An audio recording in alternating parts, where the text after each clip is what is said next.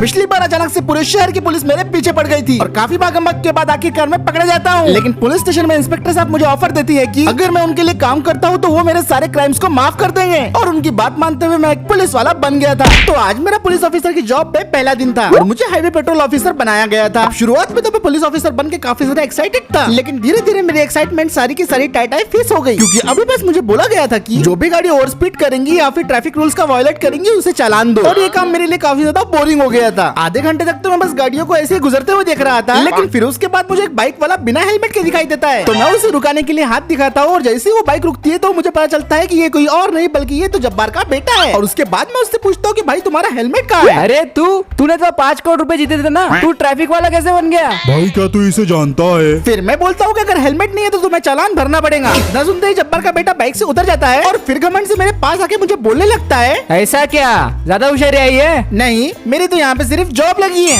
तू जानता भी है मेरा बाप कौन है? तेरा बाप इस शहर का सबसे बड़ा भंगार वाला है। चल अब लाइसेंस और गाड़ी के पेपर भी दिखा। चल। अब जैसे ही जब्बार के बेटे से मैंने लाइसेंस और गाड़ी के पेपर मांगे उसकी हवा टाइट हो गई और वो बोलने लगा, अबे तू, अब मैं क्या बोल रहा था, क्या तुम कुछ ले दे के मामला सेटल नहीं कर सकते? मैं तुम्हारी जेबें गर्म कर सकता हूँ। जैसे ही उसने ये बात करी मेरे अंदर का बाजीराव सिंघम जाग उठा। अगर तू बोलता है तो 500 रुपए पेटीएम करूँ, बोलना। अरे चुप किए बोल। मेरे सर का पारा टोटली गर्म हो चुका था, तो मैंने जब्बार के बेटों को एक जोर की रपेट लगा दी और फिर उसके बाद मैंने दोनों को रोड साइड में मुर्गा बनवा दिया। अब किसी भी पुलिस ऑफिसर को रिश्वत देने से पहले ये लोग 4 बार सोचेंगे। साले तूने मुझे गलत जगह फंसा दिया। मुझे क्या पता था इसके अंदर सिंघम आ जाएगा। अब यहाँ पे मैंने इन दोनों का मुर्गा बनाया ही था, तभी मैंने एक ओमनी वाले बंदे को ओवर स्पीडिंग करते हुए पकड़ा। और जब मैंने इस गाड़ी के डॉक्यूमेंट चेक करे तो मुझे पता चला कि ओमनी के इंश्योरेंस पेपर एक्सपायर है। मैंने उस बंदे को बोला कि तुम्हारा इंश्योरेंस एक्सपायर है, तुम्हें तो फाइन भरना पड़ेगा। तो ये सुन के वो बंदा बोलने लगा, ओ चीचा, इतनी सी बात को इतना काय को लमार रहे तुम? 100-200 लो, बात को खत्म करो। और इतना सुनने के बाद मैंने लिटरली इसकी बात को खत्म ही कर दिया। इससे भी मैंने मुर्गा बना दिया। ओ देखो चीचा, गलत करे तुमने। अबे ओ चुप रहे, ज्यादा मत बोल, कहीं अंदर ना डाल दे। मेरा तो यही मानना था कि इन लोगों को जब तक ऐसा सबक नहीं सिखाएंगे ये लोग रिश्वत देना नहीं छोड़ेंगे। लेकिन सिर्फ 5 मिनट के बाद ही मैं एक i20 वाले को पकड़ता हूँ जो कि रैश ड्राइविंग कर रहा था। और जब मैंने उस बंदे से कुछ सवाल किए तो उसने कुछ ऐसे जवाब दिए, आपका ड्राइविंग लाइसेंस कहाँ है? सिस्टम। आपकी आरसी कहाँ है? सिस्टम। आपका इंश्योरेंस कहाँ है? सिस्टम। पीयूसी है? सिस्टम। नंबर प्लेट क्यों नहीं है गाड़ी पे? सिस्टम है। रात को खाने में क्या खाते हो? सिस्टम भाई, सिस्टम। सिस्टम पे सिस्टम सिस्टम। उस बंदे के सारे जवाब सुनने के बाद मैंने उसे असली सिस्टम दिखाई दिया। फिर थोड़ी देर बाद मैंने एक अंकल जी को पकड़ा जो कि टाटा सफारी चला रहे थे, और डॉक्यूमेंट चेक करने के बाद मैं उन्हें बताता हूँ कि अंकल जी आपका लाइसेंस तो एक्सपायर है। तो वो मुझे बोलने लगते हैं, अरे बेटा, मैं तो अपने दांत का इलाज कराने जा रहा था। पर अंकल जी आपके तो दांत ही नहीं है। अरे मेरा मतलब मैं तो अपनी का इलाज कराने जा रहा था, असल में मुझे बवासीर है ना बेटा। ये सुन के मैं अंकल को बोलता हूँ कि मैं आपकी तकलीफ को समझ सकता हूँ, लेकिन आप अपने टाटा सफारी को कुछ ज्यादा ही स्पीड में भगा रहे थे और लाइसेंस एक्सपायर होने की वजह से आपको फाइन तो भरना ही पड़ेगा। इतना सुनते ही अंकल बोलने लगते हैं, अरे बेटा, क्या बुड्ढे पे जुल्म करते हो, कुछ ले दे। नहीं। लेन देन की बात से मेरा दिमाग खराब हो जाता है। मैंने इन लोगों को मुर्गा तो बनाया ही था, पर साथ ही में सबकी गाड़ियों पे डबल फाइन लगा दिया था। और मुझे उम्मीद थी कि इसके बाद सभी लोग सुधर जाएंगे, लेकिन तभी मुझे इंस्पेक्टर साहब का कॉल आता है और जैसे मैं फोन उठाता हूँ तो इंस्पेक्टर साहब मुझे बोलने लगते हैं, हेलो मूसा, हाईवे 44 पे तेज रफ्तार से एक ट्रक आ रहा है और हमें शक है कि उसके अंदर चोरी का सामान है। उस ट्रक को रोको और पूछताछ करो। ये सुन के मैं इंस्पेक्टर साहब को बोलता हूँ कि आप फिक्र मत कीजिए, जैसी वो ट्रक आएगा मैं उसकी सारी जानकारी आपको दे दूंगा। ओके मूसा, ठीक है। और इतना बोल के इंस्पेक्टर साहब अपना फोन रख देते हैं। फोन रखने के बाद मैं अब उस ट्रक का इंतजार कर रहा था और लगभग 10 मिनट इंतजार करने के बाद मुझे हाईवे पे दिखाई देता है एक तेज रफ्तार से आता हुआ ट्रक, और उसे देख के मैं समझ गया था कि यही वो ट्रक है जिसे इंस्पेक्टर साहब ने रोकने को बोला था। उसकी चेकिंग करने के लिए मैं उसे हाथ दिखा के रोकने के लिए बोलता हूँ, पर वो ट्रक वाला अपनी स्पीड कम करने के लिए तैयार ही नहीं था। और फिर वो होता है जो मैंने सोचा भी नहीं था।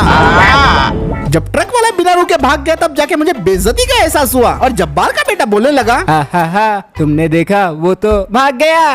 पर मैं तो इतना समझ गया था कि इस ट्रक में जरूर कुछ ना कुछ काला है और इस ट्रक को मुझे किसी भी हाल में पकड़ना था। मैं फटाफट अपनी स्कॉर्पियो में बैठता हूँ और उसे स्टार्ट करके निकल पड़ता हूँ ट्रक के पीछे। मैंने ठान लिया था कि इस ट्रक को पकड़ के अपनी बेइज्जती का बदला लेके रहूंगा। मैं पूरी रफ्तार से ट्रक वाले का पीछा कर रहा था, लेकिन जैसे ही ट्रक वाले को ये बात मालूम पड़ी उसने भी अपनी स्पीड बढ़ा दी। फिर भी किसी तरह मैंने अपनी स्कॉर्पियो का फुल पावर लगाया और किसी तरह मैं ट्रक को कैचअप कर लेता हूँ। मैं अब ट्रक के साथ साथ चल रहा था और सायरन बजा के मैंने कई बार ट्रक वाले को रुकने के लिए बोला, पर वो तो बस किसी भी तरह से भागना चाहता था। उसकी स्पीड कम करने के लिए मैंने उसे टक्कर मारना शुरू कर दिया, लेकिन मुझे इस बात का भी ध्यान रखना था कि पब्लिक को कोई नुकसान ना पहुंचे। आसपास काफी ट्रैफिक था, तो मेरी जिम्मेदारी थी कि मैं सबको सेफ रखते हुए इस ट्रक वाले को पकड़ूं। और मेरी यही मजबूरी का फायदा उठा के वो ट्रक वाला बार बार आगे निकलता जा रहा था। मैंने कई तरीकों से ट्रक वाले को रोकने की कोशिश की, लेकिन वो अब पागल हो चुका था। उसने अपने ट्रक की स्पीड बढ़ा दी और वो भागने के लिए कुछ भी कर सकता था। पहले तो उसने अपनी लेन ही चेंज कर दी और जैसे ही मैं उस लेन में आया उसने मुझे टक्कर मार दी। मैं तो तो बाल बाल बच गया था, लेकिन सामने जो ट्रैफिक चल रहा था वो नहीं। अब वो सल्फिरा ट्रक वाला सामने खड़ी हुई सारी गाड़ियों को कुचलता जा रहा था। 3-4 गाड़ियों को कुचलने के बाद उसने मुझे भी रास्ते से हटाने की कोशिश की, लेकिन मैंने भी अपनी गाड़ी घुमाई और दूसरी लेन में उसके पीछे निकल पड़ा। मैं उसका पीछा करते करते काफी नजदीक आ चुका था और मैंने सोचा कि इसे टेक डाउन कर ही देना चाहिए, लेकिन तभी वो ट्रक वाला कुछ अजीब चीज करता है। वो अपने ट्रक को मोड़ता है और फ्लाईओवर से ट्रक को नीचे जंप करवा देता है, और ये मेरे लिए काफी ज्यादा अनएक्सपेक्टेड था।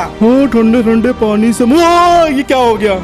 और फिर वो ट्रक क्रैश होके नीचे गिर जाता है। ये देखते ही तुरंत मैं अपने गाड़ी को रोकता हूँ और उतर के देखता हूँ कि असल में क्या हुआ। थोड़ा आगे जाने के बाद मुझे दिखता है कि ट्रक डैम के नीचे वाले हिस्से में गिरा हुआ है, तो मैं फटक से अपनी स्कॉर्पियो को लेकर डैम के नीचे वाले हिस्से में पहुंच जाता हूँ और थोड़ी दूर चलने के बाद फाइनली मुझे वो ट्रक मिल ही जाता है। फिर उसके बाद मैं अपनी गाड़ी को रोकता हूँ और गाड़ी से उतर के सब कुछ चेक करने लगता हूँ। अब जैसे मैं ट्रक के पास पहुंचा वैसे मैंने ड्राइवर को ढूंढना शुरू कर दिया था, लेकिन जैसे की मुझे उम्मीद थी ड्राइवर ट्रक छोड़ के ऑलरेडी भाग चुका था और वो मेरे हाथ से निकल गया। लेकिन हैरानी की बात तो ये थी कि इस ट्रक में बहुत सारे सोने के बिस्किट थे, जो कि एक्सीडेंट की वजह से इधर उधर बिखर गए थे। देख के तो ऐसा लग रहा था कि ये सारा की सारा इलीगल सोना है जिसे स्मगल करके ले जाया जा रहा था। उसके बाद मैं इंस्पेक्टर साहब को फोन लगा देता हूँ, सारी सिचुएशन बता देता हूँ। सारी बातें सुनने के बाद इंस्पेक्टर साहब मुझे बोलते हैं, बहुत अच्छे मूसा, अच्छा काम कर रहे हो। बैकअप पहुंच ही रहा है, तुम अपनी पोजीशन पे वापस जा सकते हो। और इतना बोल के इंस्पेक्टर साहब फोन रख देते हैं। इस चीज में तो मुझे मजा आ गया था, लेकिन अब मैं फिर से वापस आ गया था नॉर्मल चालान काटने के लिए। और वापस आते ही मैंने 5 गाड़ियों को पकड़ लिया था। किसी पे नंबर प्लेट नहीं थी, कोई ओवर स्पीडिंग कर रहा था, कोई रैश ड्राइविंग कर रहा था और कोई ओवरलोडिंग कर रहा था। अरे साहेब गाड़ी छोड़ दो ना प्लीज। पहले मुझे ये बात बताओ कि बिना नंबर की गाड़ी क्यों चला रहे थे? कहीं ये गाड़ी चोरी की तो नहीं है? अरे साहब नहीं, मैं तो ऑफ रोडिंग करने गया था इसलिए मेरी प्लेट टूट गई। प्लीज मेरी गाड़ी को मत चीज करना भाई। ये सुन के मैं उसे बोलता हूँ कि अपनी गाड़ी के पेपर्स बताओ, लेकिन तभी मेरी गाड़ी की रेडियो से ये आवाज आती है, हेलो, बीच की तरफ से कॉल रिसीव हुई है, कुछ लोग एक लड़की को छेड़ रहे हैं। मैं बीच के एरिया के काफी पास था तो मैंने सोचा कि मुझे जाना चाहिए। ओ साहेब मेरी गाड़ी। ओ साहेब, मैं सभी लोगों को वही रखने के लिए बोलता हूँ और फटक से अपनी गाड़ी में बैठता हूँ और गाड़ी को स्टार्ट करके निकल पड़ता हूँ बीच की तरफ। मैंने सोच लिया था कि जो भी ये गंदी हरकत कर रहा हूँ मैं उसके साथ ऐसा सुलूक करूंगा कि उसके आने वाली 4 नस्लें मेरा नाम सुन के कांप जाएंगी। और मैं पूरी रफ्तार से फिर बीच की तरफ निकल पड़ा और यहाँ बीच में कुछ लफंगे अपनी थार से एक लड़की को परेशान कर रहे थे। नहीं, प्लीज मुझे छोड़ दो, कोई तो मुझे बचाओ। सिर्फ 5 मिनट ड्राइव करने के बाद मैं बीच के ऊपर पहुंच जाता हूँ और गाड़ी से उतर के मैं देखता हूँ कि थार में कुछ गुंडे बैठे हुए हैं और वो एक लड़की को परेशान कर रहे हैं। ऑफिसर प्लीज मेरी मदद कीजिए। ये देखते ही मेरा दिमाग खराब हो जाता है और मैं गुंडों की तरफ देख के बोलता हूँ कि तुम सभी लोगों को अरेस्ट किया जाता है। पर वो सारे के सारे गुंडे एकदम बेशरम थे। अपनी गलती मानने के बजाय उन सभी का लीडर चौड़ में मेरे पास आता है और मुझे बोलने लगता है, क्यों रे इंस्पेक्टर, बहुत मस्ती चढ़ी है कह रहे तेरे को। ये सुन के मैं उसे बोलता हूँ कि तुम्हें गिरफ्तार किया जाता है, लेकिन फिर भी वो बोलता है, तेरे जैसा कानून का टट्टू मुझे गिरफ्तार करेगा? अबे पिल्ले, जा जाके मेरे जूते चाट। ये सुन के मुझे बहुत ज्यादा गुस्सा आ गया था। मैंने फटक से अपना हाथ उठाया और इसके जोर से रपेट लगा दी और वो बंदा गिरते ही नीचे बेहोश हो गया। बाप रे, इसने तो बॉस पे हाथ उठा दिया। इनके बॉस को ठिकाने लगाने के बाद मैं फौरन थार की तरफ भागता हूँ और उसका दरवाजा खोल के सबसे पहले तो जो गाड़ी चला रहा था उसको बाहर खींचता हूँ और उसके बाद मैं उसे धड़ाधड़ सूतना शुरू कर देता हूँ। पंचेस लाता, गुस्से मुझे हर जगह मारता हूँ और उसे बहुत बुरी तरीके से बेहोश कर देता हूँ। फिर दूसरे बंदे को मैं गाड़ी से खींच के बाहर निकालता हूँ और वो तो एक ही मुक्के में सो गया था और उसे भी मैंने ठिकाने लगा दिया था। लेकिन जब मैं उन्हें हथकड़ी लगाने गया उनका बॉस साला फिर से उठ गया और वो मुझे मारने लगा। उसने थार पे मुझे टिका दिया था, लेकिन मैंने उसे पलट के वार किया और उसे घूसे मारना शुरू कर दिया। दूसरा घूसा खाने के बाद वो जमीन पे गिर गया था, लेकिन वो लड़ना छोड़ नहीं रहा था। वो काफी गुस्से से मुझे मारा जा रहा था और पूरी तरीके से बौखला चुका था। मैंने एक एक करके उसके सारे पंचेस को डॉज कर दिया और वक्त था अब इस खेल को खत्म करने का। मैं भागते हुए उसके पास गया, उसे कंधे पे उठा दिया और दे दिया उसे एक एटीट्यूड एडजस्टमेंट और फिर दे दी मैंने उसे एक एक्स्ट्रा किक जिससे वो दोबारा उठ नहीं पाया। और फाइनली अब वक्त आ गया था इस लफंगे को हथकड़ी लगाने के लिए। सक्सेसफुली हथकड़ी लगाने के बाद वहाँ के सारे लोग मेरी वाहवाही करने लग रहे थे। वाह क्या बात है, शुक्रिया शुक्रिया ऑफिसर, इन दरिंदों से आपने मेरी जान बचा ली। वाह क्या बात है, क्या बात है इंस्पेक्टर साहब, मान गए। और जब सारे लोग मेरी तारीफ कर रहे थे मुझे लिटरली एक हीरो वाली फीलिंग आ रही थी। फिर उसके बाद मैंने लफंगों को गाड़ी में हथकड़ी पहना के बैठा दिया और अपनी गाड़ी में बैठा, गाड़ी को स्टार्ट किया और सीधा निकल पड़ा पुलिस स्टेशन की तरफ। ये लफंगे अब लंबे टाइम के लिए जेल में जाने वाले थे और मैं तो चाहता था कि इन्हें कम से कम 10 साल की सजा हो ताकि ये दोबारा किसी लड़की के साथ ऐसा ना करे। अरे इंस्पेक्टर, तूने अपन को पकड़ के बहुत गलत काम किया रे। अरे भाई रहने दो उसे। और मत भड़काओ यार प्लीज। फाइनली फिर आधा घंटा ड्राइव करने के बाद हम पुलिस स्टेशन पहुंच जाते हैं और मैं सारे लफंगों को जेल में डाल के आ जाता हूँ। अब उन्हें जेल में डालने के बाद जब मैं वापस रिटर्न आ रहा था तभी मुझे दिखाई देता है कि एक बेवड़ा रास्ते के बीचों बीच अपनी गाड़ी बंद करके बैठ गया है। मैं फौरन अपनी गाड़ी रोकता हूँ और सायरन चला के उसे वहाँ से हटाने की कोशिश करता हूँ, लेकिन वो हटने का नाम नहीं ले रहा था। तो मैं गाड़ी से उतर जाता हूँ और सीधे चलते हुए इस बंदे की तरफ जाने लगता हूँ। उस बंदे के ऐसी बीच में गाड़ी खड़ी करने की वजह से बहुत ज्यादा ट्रैफिक जाम हो रहा था। तो फिर मैं फौरन उस बंदे के पास पहुंचता हूँ और उसे बोलता हूँ कि यहाँ पे बीच में क्यों बैठे हो, जल्दी से अपनी गाड़ी हटाओ वरना तुम्हें अरेस्ट कर लिया जाएगा। तो वो बंदा मुझे बोलने लगता है, कर लो मेरे को अरेस्ट कर लो भाई, मेरे को जोड़ के चले गई, वो मेरे को जोड़ के चले गई जी। डाल दो मेरे को जेल में, डाल दे मेरे को